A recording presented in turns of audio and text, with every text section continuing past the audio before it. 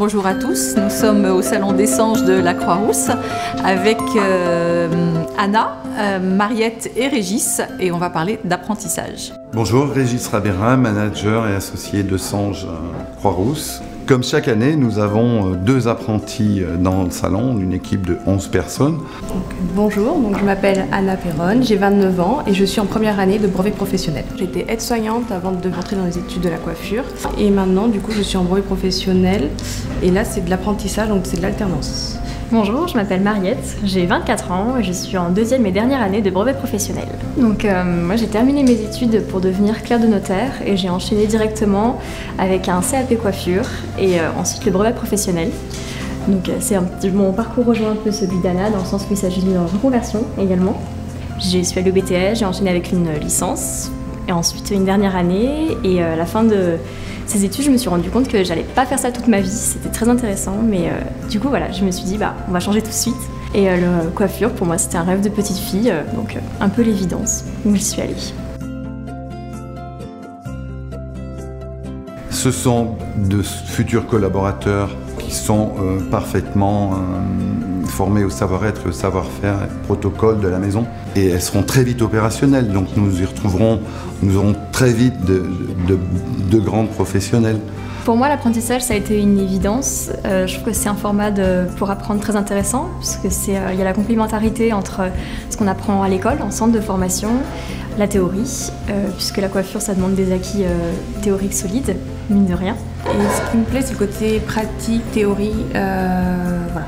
C'est entre l'école et notre centre de formation. Nos collègues sont passés par là et on se rend compte que ça ne s'improvise absolument pas et que derrière, il y a énormément d'heures de travail. Les qualités principales que nous recherchons sont quand même le dynamisme, le relationnel, la curiosité et la recherche d'avancer, d'apprendre.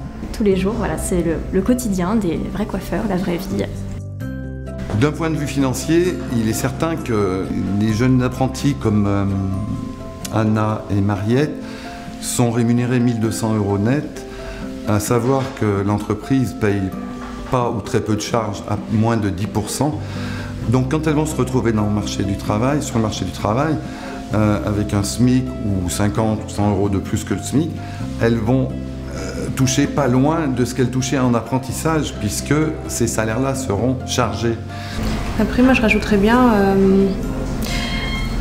quand on repart sur une formation, on sait qu'on recommence quelque chose à zéro d'une certaine façon. Donc après, il ne faut pas s'imaginer qu'on va tout de suite avoir le même salaire qu'on avait quand on travaillait en étant professionnel, déjà pour ma part quand j'étais aide-soignante.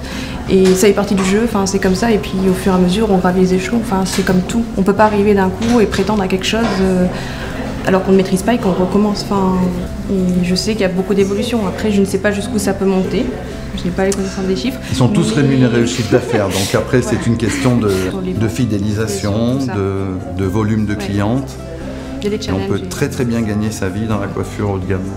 Dans notre société, dans le groupe de Sanges, en tout cas, on les rémunère 200 € au-dessus du SMIG quand elles prennent un poste de professionnel.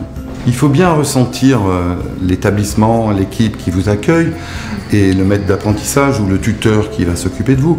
Si toutefois, puisqu'on a le droit de se tromper, un contrat d'apprentissage peut se rompre. La difficulté au niveau de l'organisation, c'est qu'elles ne sont pas à 100% de leur temps dans le salon. Donc, comme pour nous, comme pour toute l'équipe, elles font partie intégrante de l'équipe.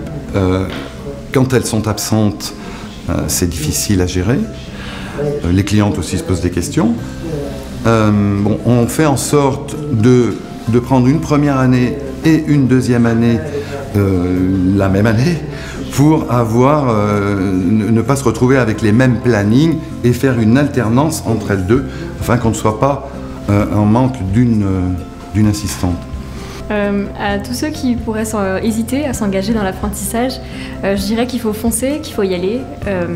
C'est en forgeant qu'on devient forgeron, donc on ne peut pas apprendre un métier mieux qu'en l'exerçant tous les jours au sein d'une entreprise.